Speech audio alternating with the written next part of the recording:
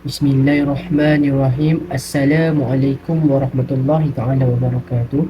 Nama saya Izwan Shah bin Abdullah, nombor matriks 069246.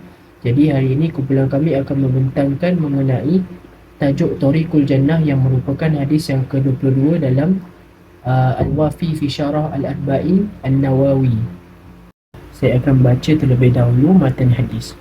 An Abi Abdullah ibn Jabir bin Abdullah Al-Ansari radhiyallahu anhuma anna rajulan sa'ala Rasulullah sallallahu alaihi wasallam faqala ara'aita idza sallaytu al-maktubat wa sumtu ramadan wa ahlaltu al-halal wa haramtu al-haram wa lamma azid ala dhalika shay'a adkhulul jannah qala na'am rawahu Muslim. Kemudian saya akan membacakan pula makna hadis dari Abu Abdullah Jabir bin Abdullah Al-Ansari radhiyallahu anhu bahawa seorang lelaki bertanya kepada Rasulullah sallallahu alaihi wasallam, "Wahai Rasulullah, bagaimanakah pendapatmu jika aku mengerjakan solat fardu, berpuasa di bulan Ramadan, mengharamkan yang haram, menghalalkan yang halal, dan aku tidak melakukan sesuatu yang lain, apakah aku akan masuk syurga?" Lalu baginda menjawab, "Ya." Hadis riwayat Muslim. Kemudian kita akan membacakan tentang ahamiyatuhu al-hadis. Jadi qala al-Jardani fi syarhi ala al-arba'in, yang bermaksud telah berkata Imam al-Jardani dalam syarah al-arba'in, yang mana beliau mengatakan bahawa hadis ini merupakan azimul mauqi ataupun yang bermaksud mempunyai kedudukan yang tinggi. Yang kedua pula ialah midaru al-Islam, yang bermaksud kepada ajaran-ajaran Islam. Jadi hadis ini membawa maksud atau kepentingannya ialah mempunyai kedudukan yang tinggi dan mengajarkan apakah itu pokok-pokok kepada ajaran Islam. Dan yang ketiga pula ialah al-af'al imma qalbiyah atau badaniyah, yang memberi maksud kerana perkaitan hadis ini berhubung kait dengan hati dan tubuh badan manusia. Dan yang seterusnya ialah wazaifu ad-din, yang memberi maksud kepada telah melakukan kesemua tugas-tugas agama, sudah mencakupi dan merangkumi semua tugas agama. Okey, seterusnya luwatul hadis. Yang pertama, rajulan. Rajulan di sini ingin menunjukkan kepada An-Nu'man bin Qawqal al-Jazai, yang seperti yang ada dalam hadis. Kemudian ara'aitu akhbirni wa aftani, yang memberi maksud kepada beritahulah kepadaku atau berikanlah aku fatwa. Yang ketiga ialah al-maktubat, yang memberi maksud al-mafrudat. Al-mafrudat ialah perkara-perkara yang wajib. Dan yang seterusnya Ramadan, yang memberi maksud pada bulan Ramadan. Baiklah, ahlaltu al-halal i'tiqad halluhu wa fi'lihi al-wajib minhu, yang memberi maksud menghalalkan yang halal, atau yang lebih tepat maknanya adalah meyakini kehalalannya dan mengerjakan apa yang diwajibkan. Okey, yang seterusnya haramtu al-haram istinbatuhu mu'taqidan ahramtuhu, yang memberi maksud kepada mengharamkan yang haram, atau yang lebih tepat menjauhinya dengan keyakinan bahawa sesuatu perkara itu adalah haram. Dan yang terakhir sekali ialah adkhulul jannah ma'as sabiqain man sabaq azab, yang memberi maksud adakah aku akan masuk ke dalam syurga, yang mana memberitahu perkara ini mengenai tanpa merasakan azab terlebih dahulu. Kemudian kita akan menceritakan tentang fiqhul hadis wa ma yurshidu ilaih. Yang pertama ialah Rasulullah sallallahu alaihi wasallam rahmatul lil alamin, yang memberi makna Rasulullah sallallahu alaihi wasallam itu sebagai rahmat untuk seluruh alam. Jadi saya akan ringkaskan saja, yang di mana Rasulullah sallallahu alaihi wasallam diutus oleh Allah Subhanahu wa taala sebagai rahmat bagi keseluruhan manusia. Jadi apa tugas baginda ialah menyelamatkan kita dari kesesatan yang berujung pada siksa neraka, dan Rasulullah ini bertanggungjawab untuk menunjukkan hidayah yang membimbing kita ke arah syurga. Jadi siapa saja yang berada dalam jalan-jalan yang benar, maka ia akan sampai pada tujuan akhir yang sebenarnya, iaitu syurga. Jadi barang siapa pula yang terpesong dan membelokkan arahnya pula akan terjerumus ke dalam neraka. Jadi apa pun yang telah diwajibkan dan ditetapkan oleh Allah Subhanahu Wa Taala kepada manusia, adalah kerana kemampuan dan ketaatan manusia tersebut. Kerana Allah inginkan kemudahan bagi hamba-hambanya di akhirat kelak, dan Allah tidak menginginkan kesusahan bagi hamba-hambanya. Jadi hadis ini terlihat dengan jelas petunjuk Rasulullah SAW untuk membimbing kita. Ialah fikul hadis dan wama yushiru ilah, yang kedua ialah asyauq ilal jannah al-bahas an tariquha, yang bermaksud merindukan syurga dan kita membahaskan mengenai jalan-jalannya. Jadi mengikut dalam slide ini yang diberitahu bahawa Jabir radhiyallahu anhu menceritakan sebuah hadis mengenai seorang mukmin yang merindukan syurga sebanyak seluas langit dan bumi yang disiapkan untuk orang-orang yang bertakwa. Orang tersebut telah mendatangi Rasulullah SAW untuk bertanya mengenai jalan-jalan ke syurga. Jadi beliau meminta panduan ataupun fatwa mengenai perbuatan yang dapat memasukkannya dengan mudah dan dengan cara yang benar. Lalu Rasulullah SAW menunjukkan tujuannya dan memberikannya ketenangan untuk mendapatkan syurga. Jadi saya akan menunjukkan beberapa hadis yang akan menceritakan jalan-jalan ke syurga sebentar lagi. Baiklah, jadi saya hanya akan mengambil hadis yang pertama yang menjadi contoh tentang mengenai jalan-jalan ke syurga. Bahawa Al-Bukhari wa Muslim an Abi Ayyub Al-Ansari radhiyallahu anhu anna rajulan qala lin-nabi sallallahu alaihi wasallam akhbirni bi amalin yudkhiluni al-jannah, qala ta'budullah wa la tusyriku bihi syai'a wa tuqimus salah wa tu'tiyaz zakah wa tasilu ar-rahimah. Jadi maksud hadis ini ialah, beritahukanlah aku satu perbuatan yang dapat memasukkan aku ke dalam syurga. Jadi Rasulullah sallallahu alaihi wasallam bersabda, engkau menyembah Allah dan tidak mempersekutukannya dengan sesuatu, engkau mendirikan solat, mengeluarkan zakat dan menyambung silaturahim ataupun mengeratkan silaturahim. Jadi itu adalah salah satu cara untuk mendapatkan syurga, yakni jalan-jalan ke syurga. Bismillahirrahmanirrahim. Assalamualaikum warahmatullahi wabarakatuh. Nama saya Muhammad Akmal Deniz bin Azrin, nombor matriks 070181.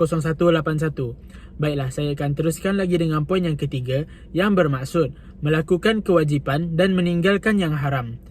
Baiklah, perkara yang wajib kita perlu lakukan seperti Allah telah berfirman dalam surah An-Nisa ayat ke-103 yang bermaksud, sesungguhnya sembahyang itu adalah satu ketetapan yang diwajibkan atas orang-orang yang beriman pada waktu yang telah ditentukan. Maksudnya kat sini, orang-orang yang beriman wajiblah melakukan solat, kerana solat itu terdapat dalam rukun Islam, yakni rukun Islam yang kedua. Baiklah, untuk poin yang keempat adalah inna hadza dina yasira, yang bermaksud sesungguhnya agama ini mudah. Terdapat beberapa dalil yang mengukuhkan poin tersebut. Antaranya adalah daripada surah Al-Baqarah ayat ke-286 yang berbunyi, la yukallifullahu nafsan illa wus'aha. Mafhumnya, Allah tidak akan memberatkan hambanya luar daripada kemampuannya. Daripada ayat ini kita boleh faham yang mana agama Islam ni sangatlah mudah, kerana ujian yang kita akan hadapi pasti kita dapat laluinya dengan pelbagai cara. Terdapat beberapa perkara yang menyebabkan dosa yang besar. Yang pertama adalah berzina, yang kedua meminum arak, yang ketiga sihir, yang keempat adalah menuduh orang berzina padahal orang tersebut suci daripada zina. Seterusnya adalah bunuh orang yang tanpa dosa, kemudian melakukan perniagaan secara riba, dan yang terakhir adalah melarikan diri untuk tidak menyertai apa-apa perang secara fizikal maupun dalam talian berkenaan tentang agama Islam. Baiklah, untuk poin yang kelima yang bermaksud kejujuran dan ketulusan seseorang Muslim. Terdapat seorang yang bernama Nu'man radhiyallahu anhu. Dia sangatlah jujur dalam melakukan setiap amal ibadatnya, sehinggakan dia berkata, demi Allah, aku tidak menyembah selain yang di atas, yakni Allah Subhanahu Wa Taala. Terdapat juga beberapa dalil yang menguatkan poin ini. Allah telah berfirman dalam surah Al-Baqarah ayat ke-45 sehingga 46 yang bermaksud, mintalah pertolongan daripada Allah dengan sabar dan sembahyang. Sesungguhnya sembahyang itu sangatlah berat kecuali kepada orang-orang yang khusyuk. Mereka yang percaya dengan yakin bahawa mereka akan menemui Tuhan mereka dan mereka akan kembali kepadanya. Apa yang kita boleh faham daripada ayat ini adalah orang yang khusyuk sahaja yang sebenar-benarnya mengetahui apakah maksud solat dan mereka mempercayai bahawasanya ketika mereka sedang melakukan ibadat sembahyang, mereka akan betul-betul merasakan mereka menemui Allah Subhanahu Wa Taala dan mereka percaya bahawasanya kepada Allah Subhanahu Wa Taala juga mereka akan kembali. Jadi, itulah apa yang kita akan dapat sekiranya kita jujur dalam melakukan setiap amal ibadat kita. Baiklah, untuk poin yang keenam ini yang bermaksud zakat dan haji adalah kedua-dua kewajipan yang kukuh. Seperti mana yang kita tahu, zakat dan juga haji terdapat dalam rukun Islam, yakni yang keempat dan juga yang kelima. Terdapat beberapa dalil yang mengatakan zakat dan haji ini adalah perkara yang wajib kita sebagai seorang Muslim menunaikannya. Dalil tentang kewajipan menunaikan zakat, Allah telah berfirman dalam surah At-Taubah ayat ke-103 yang bermaksud, ambil harta mereka, jadikan ia sebagai sedekah, yakni zakat, supaya dengannya engkau membersihkan mereka dari dosa dan menyucikan mereka dari akhlak yang buruk. Dari sini kita boleh faham yang mana zakat dapat menyucikan harta kita dan menyucikan kita daripada akhlak-akhlak yang buruk seperti sifat bakhil. Baiklah, dalil yang menunjukkan kewajipan kita untuk menunaikan haji, Allah telah berfirman dalam surah Ali Imran ayat ke-97 yang bermaksud, dan sesiapa yang masuk ke dalamnya akan berasa aman dan tenteram. Dan Allah mewajibkan manusia mengerjakan ibadat haji dengan mengunjungi Baitullah, iaitu sesiapa yang mampu sampai kepadanya. Maksudnya dekat sini, setiap Muslim wajib menunaikan ibadat, tetapi bagi yang mampu sahaja. Baiklah, itu sahaja daripada saya. Saya teruskan lagi dengan sahabat saya yang seterusnya. Bismillahirrahmanirrahim. Assalamualaikum warahmatullahi wabarakatuh. Nama diberi Muhammad Danish Iman Bahami Nizam, bernombor metrik 069913. Dan pada hari ini saya akan meneruskan apa yang telah dibicarakan oleh sahabat saya sebentar tadi.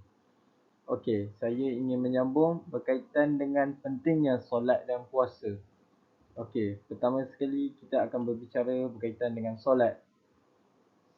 Sudah terang lagi bersuluh, solat ini adalah wajib. Hal ini menunjukkan bahawa solat itu telah tertanam pada hati sahabat radhiyallahu anhu sebagai sesuatu yang sangat penting bagi mereka. Bagaimana tidak? Sedangkan solat itu adalah tiang agama dan rutin harian kita sebagai seorang Muslim yang harus kita laksanakan 5 waktu sehari semalam. Jadi dengan menjaga rukun, wajib, sunnah dan adabnya. Di dalam berkaitan hal ini, Rasulullah SAW pernah bersabda, La dina liman la salata lahu mawdi'us salati minad dini kamawdi'ir ra'si minal jasad. Tidak beragama orang yang tidak solat. Kedudukan solat di dalam agama seperti kedudukan kepala bagi tubuh. Seterusnya berkaitan dengan hukum-hukum orang yang meninggalkan solat. Banyak hadis yang menyebutkan bahawa orang yang meninggalkan solat dianggap sebagai seorang kafir dan mengarah mereka ke arah kekafiran.